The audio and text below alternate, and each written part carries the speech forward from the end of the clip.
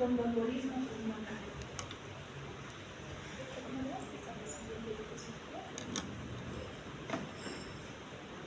Ya, a ver, antes de ¿qué me puede definir qué es el tromboembolismo pulmonar?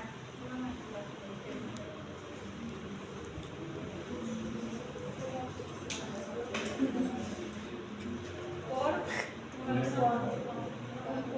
¿Y ese coágulo qué tipo de coágulo puede ser? Sanguíneo. Puede ser rojo o puede ser Negro. blanco, ¿no? Por grasas. ¿Y cuáles son las causas?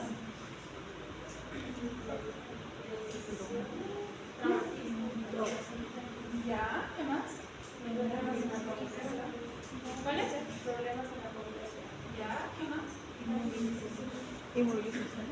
Vamos a dividir para eso primero lo que es el tromboembolismo pulmonar en dos. ¿Ya? Vamos a hablar primero de lo que son enfermedades tromboembólicas. Las enfermedades tromboembólicas se dividen en dos: trombosis venosa profunda y tromboembolismo pulmonar. ¿Ya? Ese es el grupo. ¿Ya? Ahora, cuando hablamos de trombosis venosa profunda, generalmente hablamos de las extremidades inferiores, ¿no ven? De las que son las varices, la insuficiencia venosa crónica que conocemos, ¿ya? Y la segunda y la más grave es la que nos procede hacia el pulmón, la que infarta el pulmón, ya que si nos da un tromboembolismo masivo, estuviéramos hablando de que está infartado prácticamente un pulmón, ¿ya? Entonces ahora sí vamos, siguiente diapositiva. ¿Qué nos dicen las definiciones? Es el resultado de la obstrucción de la circulación arterial pulmonar por un émbolo procedente en la mayoría de los casos de lo que son las extremidades y en menor frecuencia de las pérdidas. Nos vamos a ir al problema de los infartos, ¿ya? Cuando tenemos infartos o cuando tenemos accidentes cerebrovasculares, ¿qué es lo que generalmente hacemos por estudio? Ecografía Doppler para poder ver la circulación venosa de extremidades inferiores. Cualquier tipo de coágulo, donde sea que vaya, tenemos que ver el origen, de dónde está viniendo, ¿ya? ¿Por qué? Porque si bien pueden venir de lo que son las extremidades inferiores, también hay un segundo lugar de donde pueden venir. ¿Y cuál es ese? Del corazón. ¿Ya? ¿Y cuál es la patología que nos va a causar el desprendimiento de coágulos? ¿Cuál? No, ese es blanco. Coágulos. Infarto. ¿Cuál? No, es un tipo de arritmia por el cual es indicación. Fibrilación auricular. Muy bien, es indicación anticoagulación. Entonces, si tenemos un paciente que viene con inicios, con clínica, que ahorita vamos a ir desarrollando, de trombosis, que tenemos que proceder a hacer ecografía de extremidades inferiores y además una ecografía cardíaca. Tenemos que buscar, porque si viene del corazón, ¿ya? No solamente va a empezar a mandar al pulmón, esto es un foco embolígeno que va a empezar a mandar a todas partes del cuerpo. Puede seguir haciéndose pacientes cerebrovascular, después hacer una trombosis de extremidades inferiores. Entonces, tenemos que buscar de dónde procede, ¿ya? Entonces, esas dos patologías son las que con mayor frecuencia causan los coágulos. Ahora, ¿por qué aquí toma en cuenta la cuestión pélvica? No se olviden que la región de la pelvis es una de las regiones más vascularizadas, ¿ya? Y cuando entran en cirugías de pelvis, cirugías de abdomen, son cirugías que tienen mayor tendencia a producir trombos. Por lo tanto, estos pacientes que son operados, hay que acudir a lo que es la anticoagulación profiláctica. Bueno, en realidad, sí, la profilaxis ya para los trombos, para que, evitar como complicación el embolismo, ¿no? Otros orígenes pueden ser, ahí estamos, la fibrilación auricular, pacientes que tengan émbolos sépticos, como en qué casos, pacientes que estén haciendo sepsis, hecho algún tipo de endocarditis. Estos pacientes igual empiezan a botar coágulos, ¿ya? Pacientes que tengan trombosis venosa, son poco frecuentes los émbolos formados por tumores, aire, fibrina, líquido amniótico, médulas y cuerpos internos. Ahorita vamos a ver muchas veces, o tal vez ya han escuchado o han leído cuando hemos hablado de fisiopatología, cuando han visto fisiopatología, lo que es la tirada de Virchow. No sé si recuerdan un poco.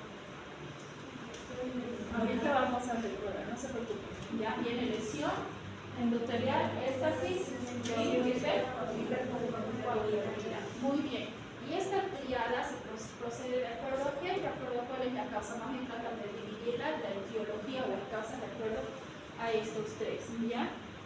Y sí, definitivamente para mí, más bien yo diría los pacientes oncológicos son los que tienen alto riesgo de padecer de trombosis. Es la tercera causa de muerte en los hospitales. Por eso muchas veces cuando ven a los pacientes están con tromboprofilaxis. ¿Ya? ¿Por qué? No se olviden que cuando entran a un hospital el paciente, ¿qué va a estar? Postrado. ¿Acaso va a hacer ejercicio? ¿Acaso va a ir a caminar? No. Va a estar todo el tiempo en la cama. ¿Qué es lo que va a producir eso? De la triada de Virchow. La éstasis vascular va a estar paralizado, no va a haber un buen retorno venoso. Por lo tanto, son pacientes que tienen alto riesgo. ¿Ya? Entonces, para esto también nos va a servir algunas escalas en quienes vamos a sospechar, pero de hecho, casi todos los pacientes entran con una tromboprofilaxis. Ahora, si tengo un paciente joven, sin riesgo cardiovascular, no le voy a dar enoxaparina a un paciente de 20 años, ¿no? Pero si ya tengo un paciente de 40 años, que tiene datos de hipertensión arterial, tiene datos de un síndrome metabólico, diabetes, esos son pacientes que de hecho tienen que entrar con la tromboprofilaxis, ¿ya? Tienen una incidencia de 10 casos por 100.000 habitantes, yo creo que nuestro país es mucho más elevada, ¿ya? Y tiene una prevalencia de ellos del 1% en los hospitales. Sin tratamiento tiene una mortalidad del 30%. Es de difícil diagnóstico, solo el 30% de los TEP con un mal desenlace se diagnostican en vida, ¿ya? La complicación más grave del TEP a largo plazo es la hipertensión pulmonar. Imagínense que no fuera masivo, ¿ya? Que este paciente haya logrado obstruir una de las arterias que no sean principales, una de las venas que no sean principales. ¿Qué es lo que va a pasar a largo plazo? Este paciente va a desarrollar otras que puedan recircular, para que pueda recircular la sangre para que se pueda oxigenar mejor el cuerpo. ¿Y qué es lo que va a pasar a lo largo? Toda esa sangre que vaya hacia el pulmón va a haber un retorno venoso hacia el corazón, produciendo que no solamente la hipertensión pulmonar, sino secundariamente va a producir una insuficiencia cardíaca, ¿ya? Y a estos pacientes también se los conoce dentro de los pacientes con cor pulmonar, corazón pulmonar, ¿verdad? Muy bien. Los factores de riesgo. Ahí tenemos pacientes con insuficiencia venosa, pacientes con insuficiencia cardíaca. ¿Qué quiere decir? Que estos pacientes no es que se vayan a ir con anticoagulación ni vayan a ser anticoagulados, sino que los pacientes que ya entran con estos factores de riesgo en hospitalización deben recibir una profilaxis, ¿ya? Pacientes con lesión por traumatismo, sobre todo fractura de miembros inferiores, huesos largos, anticonceptivos, por si acaso, las pacientes que usan estrógenos tienen alta incidencia también, ¿ya? Y pacientes mayores de 40 años. Cuando los pacientes están inmovilizados más de 4 días, también tienen una mayor prevalencia. Pacientes oncológicos y pacientes con hipercoagulabilidad primaria. ¿Cuáles son esos pacientes que entran dentro de la hipercoagulabilidad primaria?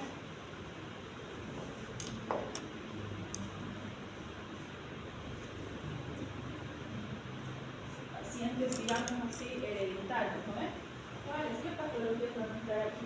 Una de las más conocidas y que vemos que tiene mayor incidencia en las mujeres, sobre todo, es el síndrome antifosfolipídico. ¿Ya? Estos pacientes generalmente se detienen a edades muy jóvenes, tienen un alto riesgo de abortos, no pueden embarazarse porque tienen la tendencia a formar coágulos y toda su vida tienen que estar anticoaguladas. Y si se logran embarazar, tienen que ser todo el tiempo con anticoagulación subcutánea durante todo el proyecto de su embarazo. Y si hay algún tipo de golpe o cualquier cosa, la paciente tiene alto riesgo de aborto, ¿ya? Entonces son pacientes que van a hacer coágulos hacia todas partes por un factor genético. Y todo el tiempo viven trombosando, andan trombosada, andan con infartos, andan con accidentes cerebrovasculares. Por lo tanto, si no se logra diagnosticar a tiempo, estos pacientes sí tienen una alto riesgo de fallecer. No hay entra dentro de lo que es la hipercoagulabilidad primaria.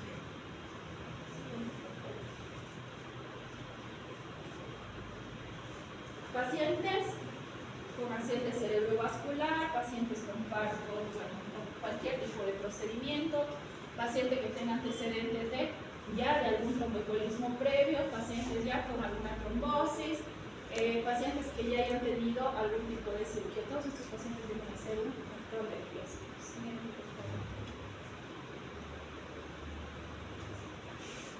Ahora, aquí también los dividen. ¿Cuáles son los factores predisponentes? Ahí tenemos fractura, prótesis de cadera, cirugía mayor, traumatismo mayor, lesión medular. Factores predisponentes, igual las cirugías, las microcirugías, el hecho de que el paciente esté con vías venosas, el que el paciente esté en quimioterapia, pacientes con sustitución hormonal, que ya tenga el problema del tromboembolismo. Ya, siguiente, por favor. Siguiente. Ahí tenemos la triada nuevamente para recordar. Entonces, los pacientes que entran al grupo de hipercoagulabilidad, ¿cuáles son?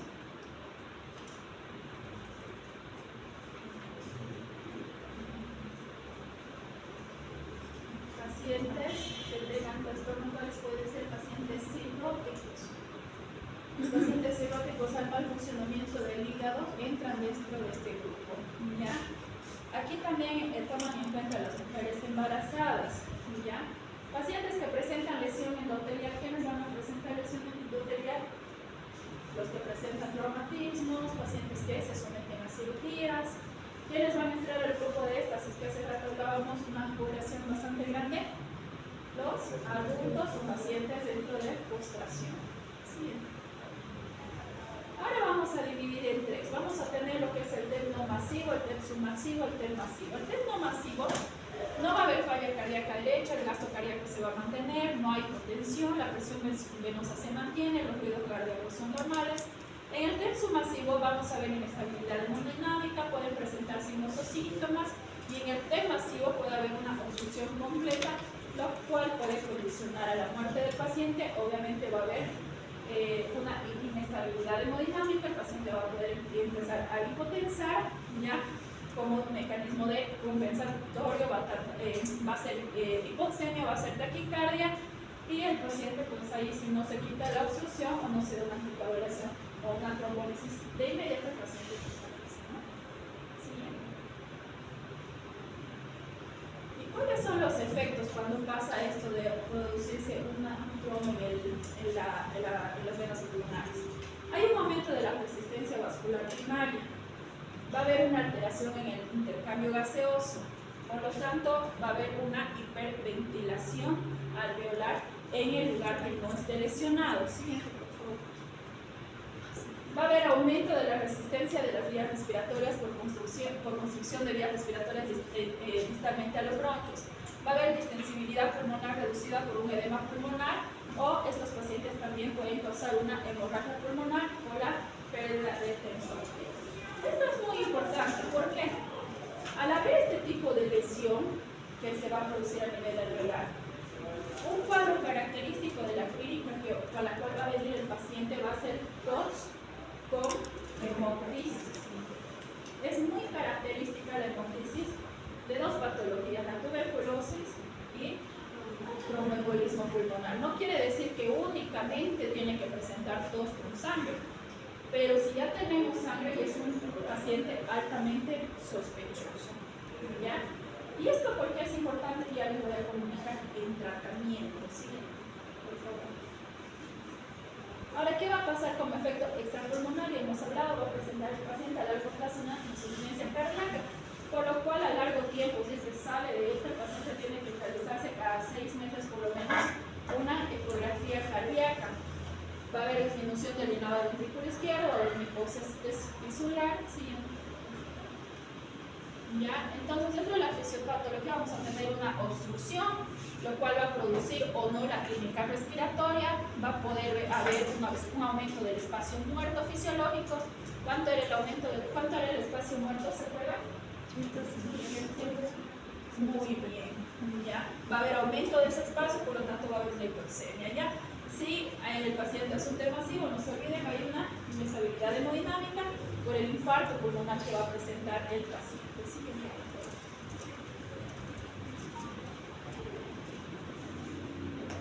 Ahora, para hablar de los síntomas, hace rato hemos dicho, muchos pacientes no se logran diagnosticar hasta el momento en que el glucosamina casi fallece. ¿Ya? Ahí se logra diagnosticar en un 30%, muchos mueren hasta sin diagnóstico. ¿Por qué? En la radiografía es muy difícil poder diagnosticar un TEP. ¿Ya? Por la clínica. Miren la clínica tan inespecífica. Disney. Dolor torácico, tos, hemoptisis, síncope, polipopsia. ¿Ya? Ahora, ¿cuál es la característica de disnea que va a tener este paciente? Va a ser una disnea súbita, como lo que pasa con los pacientes cuando se infartan, el dolor es súbito, ¿verdad? Entonces, estos pacientes vienen con el dolor súbito también en el tórax, dependiendo cuál es el lugar infartado, y también con la disnea súbita, ¿ok? Van a presentar la tos generalmente seca, y si logran abocar algo puede ser con coágulos de sangre. Y bueno, si tenemos a un paciente que cortamos la respiración de golpe, obviamente va a haber cambios hemodinámicos. ¿Qué vamos a esperar? Que este paciente esté desaturado, esté hipoxémico, esté taquipneico, esté hipertenso a un inicio y que si no logramos controlar empiece a hipotensión, que es el peor de los panoramas que nos puede presentar. Y como hemos visto, es un proceso además, ¿ya? Que nos puede, puede ser inflamatorio, ¿ya? Que nos puede ocurrir muchas veces por la misma éstasis, nos puede producir fiebre, ¿ya? Muy pocas veces realmente yo lo he visto pacientes con fiebre, pero sin embargo está escrito, ¿ya? Siguiente, por favor. Ahí estamos más o menos el porcentaje, ¿ya? Tenemos disnea de aparición súbita, inexplicable, dolor torácico de tipo pleurítico. Después tenemos tos, tenemos dolor en pantorrillas, tenemos pacientes que ahorita cortamos la respiración y van a entrar en una crisis de ansiedad y aforesis, ¿ya? Por último tenemos la hemoptisis, ¿ya? Y el dolor pleurítico. Dentro de otros síntomas menos frecuentes, dolor no pleurítico, síncope, palpitaciones, dolor venoso, o por último, simplemente ser asintomático si es que va a una arteria o una vena terminal. Nuevamente, ahí tenemos la clínica. Siguiente, por favor. Y aquí es donde tenemos que llegar. Todos tenemos que saber lo que es la escala de Wells. Hay dos tipos de escalas que se utilizan. Tenemos la escala de Wells y tenemos la escala de Ginebra, ¿ya? Sin embargo, la que nos ha demostrado, tal vez más captación de pacientes que puedan presentar tromboembolismo es la escala de Wells, ¿ya? ¿Qué es lo que toma en cuenta? Si el paciente tiene signos y síntomas de trombosis venosa profunda, de tromboembolismo pulmonar o trombosis venosa profunda, ¿qué quiere decir? Que el paciente presente tos, presente hemoptisis, presente dolor pleurítico, presente disnea, estos pacientes van a entrar dentro de esta categoría, ¿ya? Es más probable que un diagnóstico alternativo. Si tengo un paciente que no tiene antecedentes de ningún cuadro pulmonar y el paciente empieza a presentar disnea súbita, ya entra dentro de lo que es el diagnóstico diferencial, sumamos 3 puntos. Pacientes que hayan estado con inmovilización más de 3 días o cirugías menor a 3 semanas le da 1.5. Frecuencia mayor a 100 latidos por minuto, igual. Antecedentes de trombosis o tromboembolismo que ya hayan tenido, también. Hemoptisis también, enfermedad neoplásica también, todos le damos un puntaje. Entonces, ¿qué significa? Probabilidad clínica baja si el paciente tiene menor a 2 puntos.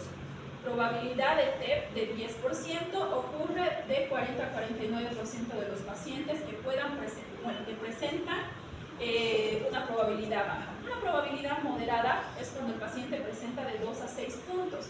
En este caso va a ser del 20 al 40% la probabilidad de que pueda producirse TEP. Paciente con probabilidad clínica alta mayor a 6 puntos, paciente que tiene una alta posibilidad de presentarte en un 65%. Ahora, si tenemos la probabilidad clínica baja con un resultado negativo del dímero D, paciente hay que excluir. Ahorita les voy a explicar cómo funciona lo del dímero D. nosotros tenemos, digámoslo así, una enzima que está pegado al endotelio vascular, ¿ya? Ahora, si nosotros causamos una lesión en un vaso, ¿ya? Esta enzima va a empezar a aumentar, ¿ya? Ahora, si yo les digo, tengo un paciente posoperado, ¿ya? Y a ese paciente posoperado le hago dímero D, ¿cómo esperamos que esté? Elevado, muy bien, ¿ya? Ahora, un paciente que ha producido una lesión vascular, un émbolo, ¿qué es lo que va a pasar con el dímero D? Va a elevar. Lo normal es que el dímero D sea menor a 500, o sea que no haya dímero D recirculante porque es propio del endotelio, que solamente se va a liberar cuando haya la lesión, ¿ya? Ahora, si empieza a aumentar, ¿ya? Hay que buscar el foco. Pero, ¿cuál es bueno, dónde está lo negativo del dímero D? Que es altamente sensible. En las cirugías, ahorita voy y me golpeo y puede ser que mi dímero D empiece a subir. En las pacientes postparto de una forma normal va a subir, pacientes operados va a subir. Entonces, ¿qué pasa si un paciente postoperado me sale un dímero D alto? ¿En qué creo? ¿En tromboembolismo, que es por su cirugía? También puede ser porque se esté tepeando, porque el paciente ha hecho lesión vascular por el TEP. Y es ahí donde pierde su especificidad. Por eso se dice, es altamente sensible, pero es poco específico. Y es ahí donde pierde la importancia. Pero al ser casi el 100% sensible, ¿ya? ¿Qué es lo que te dice la literatura? Si tú tienes un paciente que clínicamente es sospechoso, ¿ya? Pero le haces dímero D y te sale negativo el dímero D, punto final, pare de contar, no hay trombosis, ¿ya? Pero si el paciente tiene la clínica y tiene un dímero D positivo, es un paciente que ustedes altamente sospechoso pero que no es confirmado, porque ya hemos dicho, es altamente sensible pero poco específico. Por lo tanto, el hecho de tener un dímero D recién le apertura a un montón de estudios. Entonces, ¿qué tenemos que hacer ahí? Nuevamente, ecografía Doppler de extremidades inferiores, ecografía cardíaca para ver si hay algún émbolo, hay que ver de dónde está viniendo, ecografía de cuello también, para ver de dónde está su dímero D elevado. ¿Ya? Es ahí la importancia del dímero D. Ustedes tienen una alta sospecha, hay que verle de calor. Sale negativo, cambien de diagnóstico, no es, han descartado el 100%.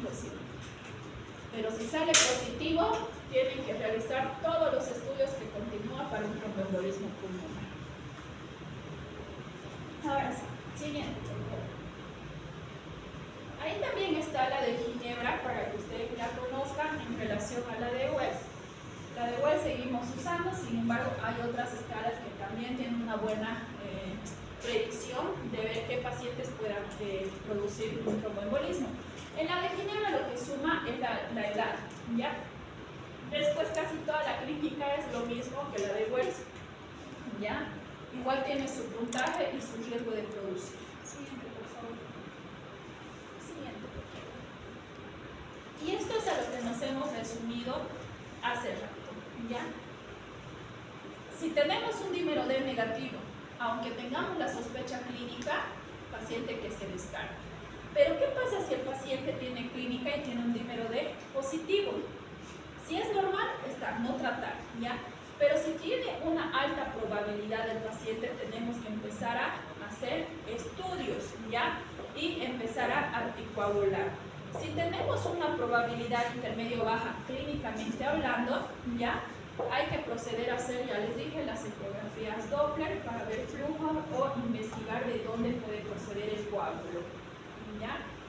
Una baja probabilidad clínica, ¿ya? Con un dímero D negativo. Un dímero D negativo, ¿ya? Un dímero D positivo, perdón. Con la clínica, además, es indicación de poder realizar tomografía contrastada del pulmón. Obviamente tenemos que ir a fijarnos en qué lado del pulmón puede estar reposando, ¿ya? Ahora, si esa tomografía con contraste ¿ya?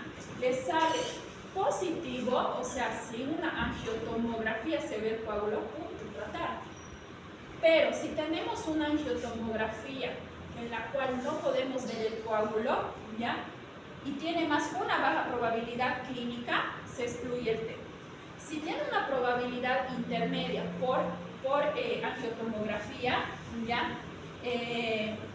Tiene una angiotomografía negativa más clínicamente una probabilidad intermedia, hay que proceder también a hacer por lo menos ecografía Doppler de miembros inferiores. Si tenemos una alta probabilidad de presentar la clínica, ¿ya? Y además tiene un dímero D positivo, pero tenemos una angiotomografía que no se ve el coágulo, dice, proceda a realizar una arteriografía, ¿ya? Entonces, ese cuadro es el que tenemos que recordar, porque aquí va muy de la mano lo que es tomografía, dímero D y clínica. Nuevamente para recordar, dímero D negativo sin clínica o con clínica baja, descartamos la patología. Si tenemos un dímero D positivo y que esté con alta probabilidad por tomografía, ¿ya? Directamente tratar. Si tenemos en tomografía una probabilidad intermedia, nos abren otros tres. Si tiene por clínica una baja probabilidad, se excluye. Si tenemos por clínica una probabilidad intermedia, ecografía de miembros inferiores. Si tenemos por tomografía negativa, pero con clínica que tenga más un dímero D positivo, aunque la tomografía salga negativa, aunque no se ve el coágulo, se puede ir arteriografía. Siguiente. Ahora, si tenemos un paciente donde ya ha hecho senosis, chicos, les voy a pedir algo. Si estamos en clase, no tengo problema con que salgan, ¿ya? Pero no me vuelvan a aprovechar el TEP inestable directamente, nos vamos a pasar a realizar ecografía cardíaca. ¿Por qué? Porque si realmente fuera una fibrilación auricular en el paciente va a seguir enviando coágulos y el paciente, aparte de producir un tromboembolismo, nos puede producir un infarto o una accidente cerebrovascular en el peor de los casos. ¿Ya? Si no es diagnóstica, si tenemos una ecocardiografía normal, hay que proceder igual a la tomografía. Si es normal, se excluye el D. ¿Ya? Si es positiva, nuevamente hay que considerar hacer trombólisis en el paciente o empezar a hacer anticoagulación. Siguiente, por favor. ¿Qué vamos a encontrar en el electrocardiograma? Porque las principales indicaciones cuando un paciente entra va a ser laboratorios, ahí pueden incluir su dímero D, si es una disnea súbita y tiene el antecedente. ¿Ya? ¿Qué más van a proceder? Hacer una radiografía de tórax, lo básico para descartar otras patologías. Electrocardiograma, porque como hace rato hemos visto, tenemos que buscar si hay arritmia cardíaca o inestabilidad, otro tipo de arritmia, un flatter auricular que se puede hacer, ¿ya? ¿Y qué vamos a encontrar si realmente tenemos sospecha de trombosis? Inversión de la onda T, taquicardia inusual, puede haber bloqueo de rama, las arritmias como las que ya hemos mencionado, puede haber trastornos de la conducción, ¿ya? Y vamos a ver un patrón clásico de C1, QT, T3, que ya es un poco más hablando de cardio. Ya para mí es muy importante que por lo menos aprendan que en un tromboembolismo pulmonar van a ver la inversión de las ondas T. Siguiente. Dentro de los laboratorios, ver leucocitosis realmente no es al 100%, no nos va a dar el diagnóstico, simplemente puede verse como también unos leucos normales, no les va a descartar, ¿ya? Pueden hacerle fibrinógeno, va a haber fibrinógeno elevado, sin embargo este laboratorio no se hace de rutina y en muy pocos laboratorios lo realizan. Ahí tenemos el aumento del dímero D, si nos hace un proceso inflamatorio vamos a tener la LDH alta, si estamos hablando de un paciente hemodinámicamente inestable tenemos que además solicitarle gasometría. Siguiente, por favor. Ahí tenemos el famoso dímero D, el valor predictivo negativo de la prueba es alto y un nivel normal hace poco probable el TEP, se descarta. Dímero D no es útil para confirmar porque ya hemos dicho que es altamente sensible, ¿no ven? tiene una sensibilidad del 95%, se debe utilizar solamente para excluir en pacientes con probabilidad baja o moderada. Los valores de corte, y algo que nos hemos súper mal acostumbrado con el dímero D, que todos los laboratorios nos dan con un valor de corte de 500. ¿Y qué dicen? Tienes 501 y el paciente ya dicen ya debe ser trombosis, pero no, porque con la edad, no se olviden, tenemos mayores datos de insuficiencia venosa, mayor resistencia vascular. ¿Y qué pasa? Con la edad también tiene que ir cambiando los valores del dímero D. Y es ahí donde aparece una escala. Los valores de corte ajustados por edad es la edad por 10, por encima de los 50 años. O sea, un paciente que tenga 55 años, ¿tenemos que hacer inducido por edad? Sí. Un paciente con 51 años, ¿tenemos que hacerle? Sí. Un paciente con 100 años, ¿tenemos que hacerle? Sí. Muy bien. Entonces, el hacer estos pequeños cambios por edad nos ha aumentado una especificidad del 34 al 46%. Ahora saquen sus calculadoras. Háganme con un paciente de 62 años. ¿Cuánto le va a salir su dímero D normal por edad? 620. ¿Ya? Entonces yo no puedo decir en este paciente 501 y es dímero D, como es ese paciente con trombosis. Para que este paciente yo conozca como trombosis o pueda tener una alta sospecha, tuviera que estar por encima de ¿cuánto?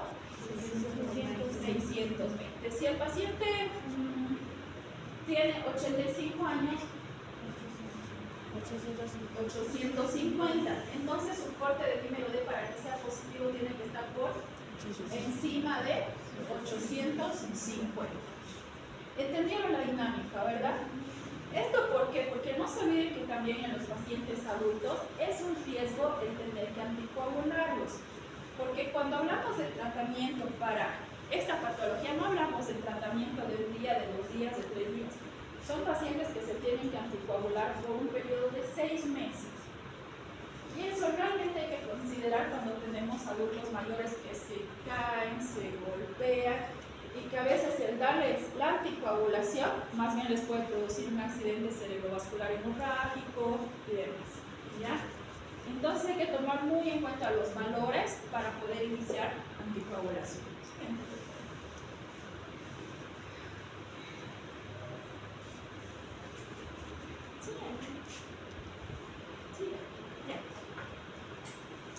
En los pacientes que puedan presentar un tromboembolismo no complicado, ¿ya? Podemos ver igual algunos datos radiológicos que son muy inespecíficos. Realmente el diagnóstico nos podemos apoyar mucho más en la angiotomografía, viendo realmente lo que es la vascularización y dónde puede estar el coágulo, ¿ya? Sin embargo, en la radiografía nos dicen puede haber el signo de Westermann, el signo de Fleischer, puede haber pérdida de volumen en el pulmón. Ahorita se van a dar cuenta en las radiografías. Atelectasias laminares. Perdón, antes. No se olviden de estos signos. Joroba de Hampton, puede haber presencia de embolismos sépticos. ¿Ya?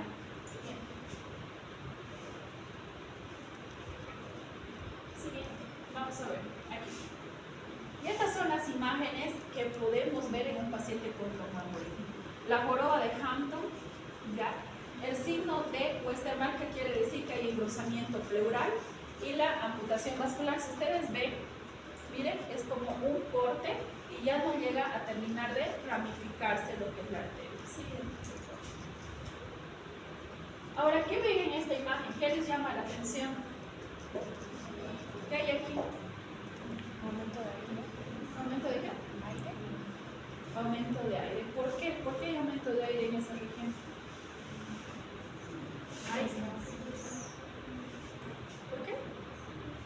Hasta pareciera que si ven esta imagen pudieran decir un neumotórax, ¿no?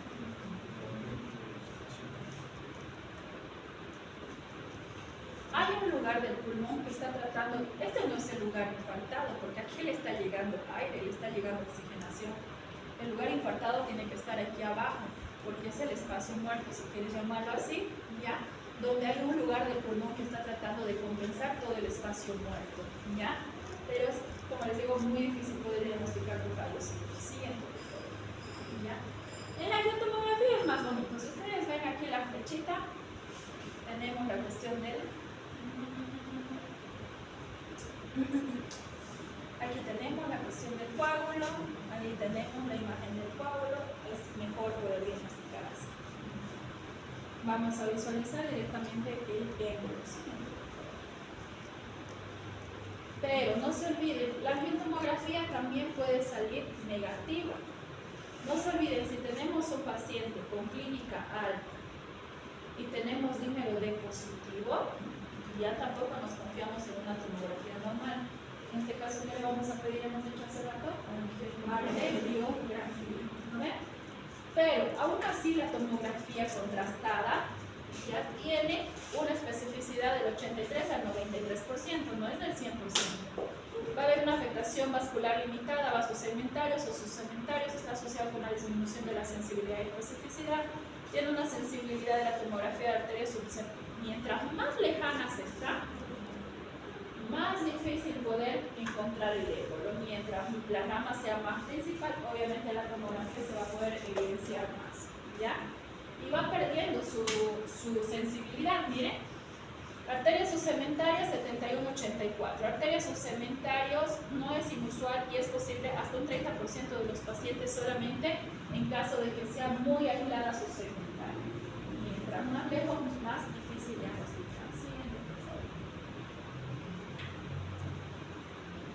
Y ahí tenemos la angiografía, la arteriografía pulmonar, que es el gol estándar. Solo dos hallazgos angiográficos son de diagnóstico de embolia aguda, el defecto de llenado y el corte del vaso que hemos visto hace rato. Angiografía debe considerarse en pacientes en los que el diagnóstico no ha sido confirmado hasta el momento, cuando hay limitaciones en realidad en la arteriografía. ¿Y cuál es la limitación? Que para que nosotros podamos ver los vasos necesitamos pasar contraste. ¿En quiénes no vamos a poder pasar contraste? Pacientes renales o pacientes adultos mayores que tienen alto riesgo de nefrotoxicidad. Siguiente, por favor. Siguiente, por favor. Ahí tenemos las imágenes.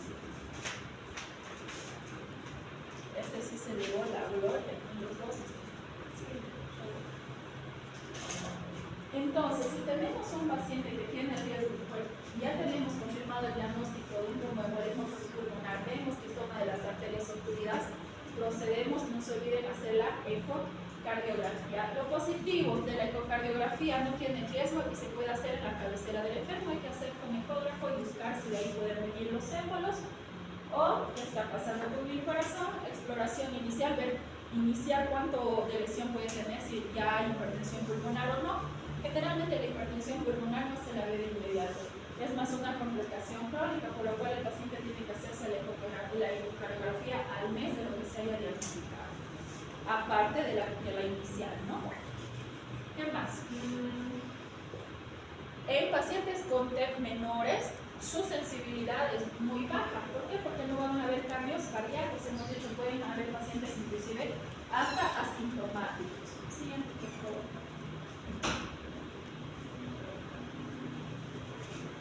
La probabilidad de Wells diagnóstico. Vamos a ver. Paciente con clínica de TEP improbable menor a 4 puntos y más un dímero D negativo, paciente que se descarta. Paciente con clínica de TEP improbable menor a 4 puntos y un dímero mayor a 500, pacientes que se tienen que estudiar. Paciente con TEP probable mayor a 4 puntos, pacientes que se deben realizar la angiotomografía. Si es positivo, se confirma. Si es negativo, paciente descartado. Los diagnósticos diferenciales, no se olviden, el dolor que va a producir va a ser un dolor agudo, va a ser también inhibitora, va a producir línea, por lo tanto vamos a tener que hacer el diagnóstico diferencial con infartos, edema agudo del pulmón, por las imágenes de radiografía que hace rato vieron, neumotórax, tenemos que hacer el diagnóstico de una pericarditis por infección, aneurisma, neumonía,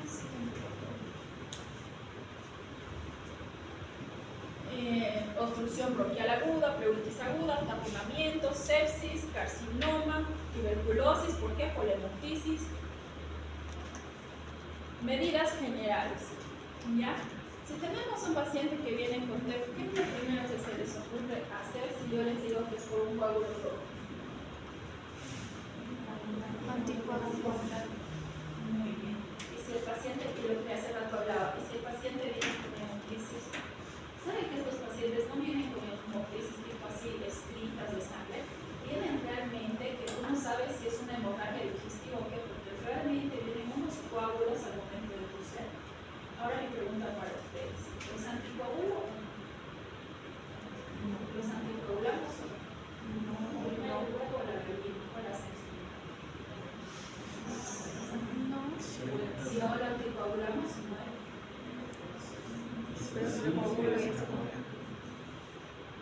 Si le echamos coagulante también se puede mover peor con el sangrado.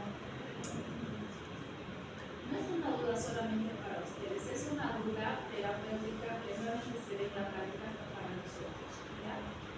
Alguna vez he visto un test masivo, pero así masivo, del paciente no se ha compensado tanto su pulmón que lo único que presentaba era tos, que era así bolsas de sangre, pasaba, terminaba de estructurar, a una la otra vez agarraba, se parecía que estaba chocando, de hecho estaba consciente de por venir todo el tiempo la transfusión nunca subía porque seguía sangrando. Entonces ahí hay una reunión entre toditos los del servicio de medicina interna. ¿Qué hacemos? No tenemos neumólogo, por si acaso, toda la decisión maneja medicina interna en el hospital. ¿Qué hacemos? ¿Anticoagulamos o no anticoagulamos? La mayoría votó, no lo anticoagulamos. Si lo anticoagulamos, lo vamos a terminar de matar. No lo anticoagulamos y en algún momento el trombo va a estacionar, se va a parar. ¿Acaso hubo en algún momento donde pudimos parar el sangrado? Entonces nos fuimos, después de 24 horas que el paciente ya estaba choqueándose, hemos empezado a retroceder. ¿Qué dicen las guías? En ningún momento en las guías, en todo lo que yo les estoy hablando, dice no anticoagule por hemocrisis. Entonces nos hemos ido a revisar las guías y las guías te dicen no interesa cómo estás. Si tú tienes un tromboembolismo, te tienes que anticoagular al paciente. Irónicamente, ¿por qué? Porque no se olviden que la trombosis o tromboembolismo es debido a la sangre es debido a la lesión vascular, al coágulo. ¿Ya? Entonces, ¿qué ha pasado? Hemos empezado a anticoagular al paciente ya parado de sangre, después de que casi lo matamos. Entonces, desde entonces nos ha quedado, hay que seguir las guías más que la inclusión. ¿Ya? Paciente con TEP hay que anticoagular, no hay que dar vuelta, hay que anticoagular. Y es más, me acuerdo con ese paciente, nos hemos asustado tanto que le hemos dado un poco de ayudadita con vitamina K. Los tipos, ¿por qué yo les hablo tanto de tromboprofilaxis? ¿Por qué les hablo tanto de anticoagulación? La gran pregunta, ¿cómo anticoagulamos? La gran pregunta que todo el mundo hace. ¿Ya? Cuando hablamos de un tromboembolismo pulmonar, no importa si es un masivo, 6 meses anticoagula y punto. ¿Ya? En 6 meses se vuelve a hacer una angiotomografía. Si el coágulo persiste, podemos anticoagular 6 meses más y una anticoagulación de 1 año. Pero si tengo un paciente que tiene una arritmia cardíaca con una fibrilación auricular, la fibrilación auricular, ¿cuánto tiempo la va a tener? Toda la vida. Y por lo tanto, ¿cuánto tiempo voy a anticoagular a ese paciente? Toda la vida, porque es un paciente con alto riesgo de trombosis, ¿verdad? Pero si por otra la causa con un paciente con insuficiencia venosa por traumatismo que me haya hecho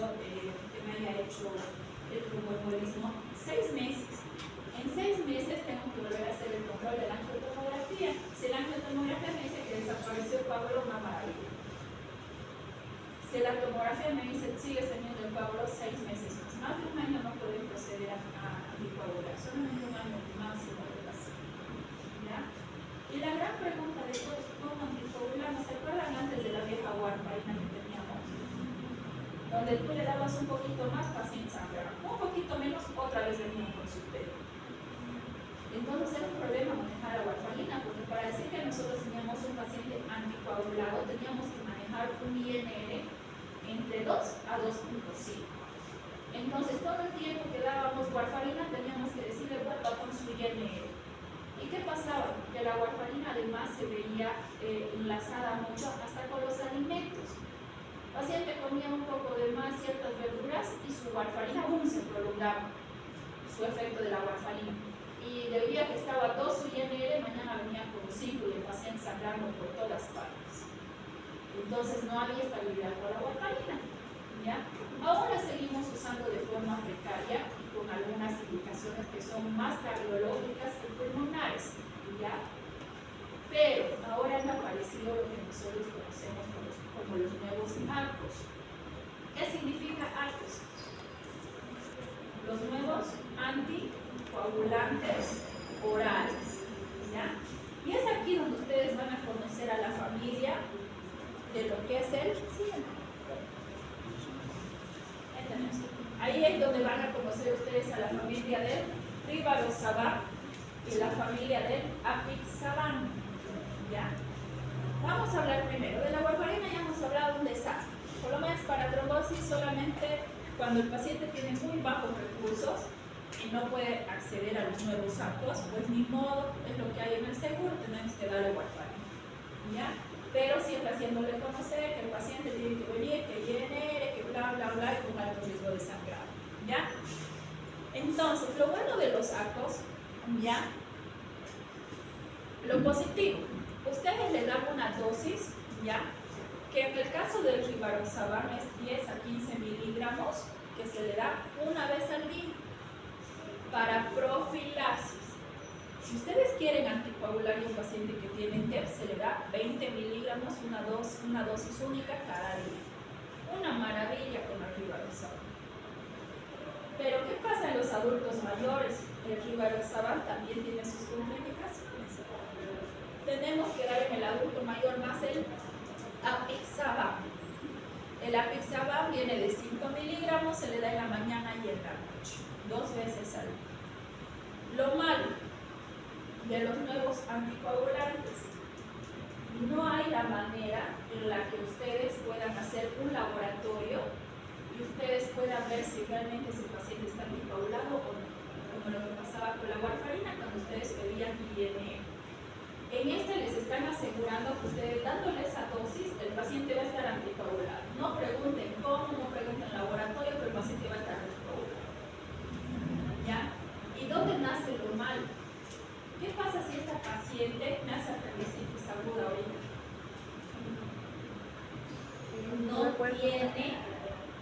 No tiene cómo revertirse los anticoagulantes orales. Bueno, estos nuevos anticoagulantes, los nuevos ARCOS. Entonces, tenemos que esperar por lo menos 8 horas para que entre a una cirugía de urgencia, si no, ningún cirujano está loco por atender. Porque el paciente tiene alto riesgo de sangrado y no hay forma de revertir. Eso es lo malo de los nuevos anticoagulantes. ¿Son beneficiosos? Sí, ¿por qué? Porque se ha visto con esa dosis, el paciente no les va a producir trombosis, ni se les va a pasar al otro lado y va a empezar a sangrar. Nos están garantizando, pero lamentablemente no tenemos un antídoto, digámoslo así, para revertir los efectos del anticoagulante. Esto solamente cuando hablamos de vía oral. ¿Por qué? Porque ni modo que lo mandemos 6 meses al paciente a pincharse a su casa 2 veces al día. Entonces, tienen que irse con anticoagulantes orales. Ahora, ¿qué pasa si el paciente se interna con todo esto? Ahí tenemos estas opciones, la heparina sódica y la heparina de bajo peso molecular. La heparina sódica, ¿en quiénes está indicado? En pacientes que están en diálisis, pacientes nefrópatas, ¿ya? Les dan una dosis de 5.000 subcutáneo cada 12 horas en el tiempo que esté hospitalizado y eso les garantiza que empiece a anticoagularse el paciente. Una heparina de bajo peso molecular es la conocida como la enoxaparina, que nosotros tanto hemos manejado en tiempos de COVID, ¿ya? La enoxaparina, ¿cómo manejamos la dosis? Y esto tienen que saberlo. Pacientes que vienen al hospital, les vuelvo a poner el ejemplo hace rato, pacientes que tengo de 50 años, hipertenso, obeso, con infección urinaria, ¿le doy profilaxis o no de anticoagulación? ¿Profilaxis le doy o no le doy? Sí. Muy bien, ¿y cómo le voy a dar? Ahora calcule, se da a 1 miligramo por kilogramo de peso cada 24 horas. viene a ser subcutáneo. ¿Qué quiere decir? Si un paciente pesa 60 kilos, ¿cuánto le voy a dar? 60 miligramos. ¿Cada cuánto? 24. ¿Y por qué vía le voy a dar? Subcutáneo. Nunca se olviden del subcutáneo, por favor, ya les voy a contar luego mi mala experiencia también. ¿Ya?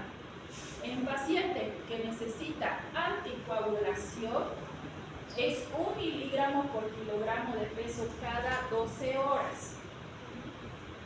¿Qué quiere decir? Si el paciente tiene confirmado un tromboembolismo, ya este paciente no están haciendo tromboprofilaxis. Este paciente está viniendo por un cuadro de TEP. Tienen que darle 1 miligramo por kilogramo cada 12 horas. ¿Qué quiere decir? ¿Cuánto de enoxaparina le voy a dar a un paciente que pesa 100 kilos? ¿Qué más? Completo tiene que ser. Primero medicamento, luego dosificación. Vienen por unidades internacionales, no vienen por miligramos. ¿Por dónde se va a administrar? Y por último, ¿para cuánto tiempo? Así que en orden, ¿ya? Entonces va a ser enoxaparina, 100 unidades internacionales, subcutáneo cada 12 horas. Por eso tienen que decir completo. ¿Y cuál es mi mala experiencia con lo del COVID? Que muchas veces hemos hecho atención vía telefónica. Y les cuento que de forma gratuita ni que se diga. Y en una de esas, por ayudar a unos pacientes adultos mayores, me llamaron de Funata y tenían un médico general allá que sí lo podía ver y todo. Entonces, ¿qué pasa? Le digo al médico general, estaba aparentemente muy mal seguro lo que me decía el médico, ¿no? Entonces le digo, empezar a anticoagularlos porque seguro estos pacientes adultos con el COVID van a ser alto riesgo de presentar una trombosis. Entonces, pásale a los pacientes, al paciente y le calculo, son 40 unidades que tienes que pasarle cada 12 horas. Eso fue lo que dije vía teléfono. Punto. ¿Y qué ha hecho el médico inteligente? Ha ido y le ha dicho a la enfermera, pasarle 40 cada 12 horas. ¿Qué ha hecho la licenciada inteligente? Ha ido y le ha pasado 40 endovenoso cada 12 horas. ¿Qué ha pasado? Menos de 2 horas el paciente ha fallecido. Desde ahí ha sido la última vez que he dicho no vuelvo a ayudar nunca más por vía teléfono. ¿Por qué? Porque a veces nosotros obviamos cosas que deberíamos saber, pero no parecen tan obvias cuando ya nos toca atenderlo. Entonces, ¿quién ha pecado? Yo he sido la primera negligente porque he dado indicaciones vía telefónica por intentar ayudar. 2, negligente el médico que no ha sabido colocar las indicaciones como deberían haber sido. 3, negligente la licenciada que no se ha fijado o no ha preguntado ante la duda cómo se administraba la enoxaparina. Entonces le han pasado el émbolo de enoxaparina endovenoso y el paciente empezó a hacer hemorragia de todas partes. ¿Qué vamos a hacer? No me vamos a ayudar a ninguna. El paciente falleció en su casa. Entonces, de esa anécdota no me olvido nunca, yo siempre les hago presente en todas mis clases que tengo, porque son experiencias reales de lo que nos pueden pasar y para que ustedes nunca se olviden de cuando manejamos anticoagulantes, no es igual que dar una tableta que podamos revertir. Hay que tener mucho cuidado porque realmente en cuestiones de minutos le cuesta la vida al paciente estos errores. ¿Ya? Entonces siempre coloquen subcutáneo, la vía de administración. ¿Ya? Por último, se les pueden hacer las embolectomías. ¿Qué significa? Igual dar otro tipo de medicamentos que ahorita vamos a ver que son anticoagulantes que no se le puede dar en una sala común. El paciente tiene que ingresar a una terapia intensiva y se tiene que monitorizar dentro de una terapia, porque pasarnos por 1 miligramo, estos pacientes, lo mismo que me ha pasado, empiezan a sangrar y se mueren.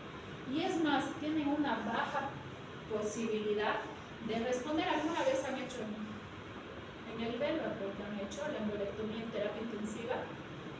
Creo que uno salió y el otro falleció. Ya nos animaron a realizar más. Ahora creo que lo están practicando un poco más con más experiencia. Tienen que saber que si existe, sí se puede hacer, pero son pacientes que hay que monitorizar de cerca.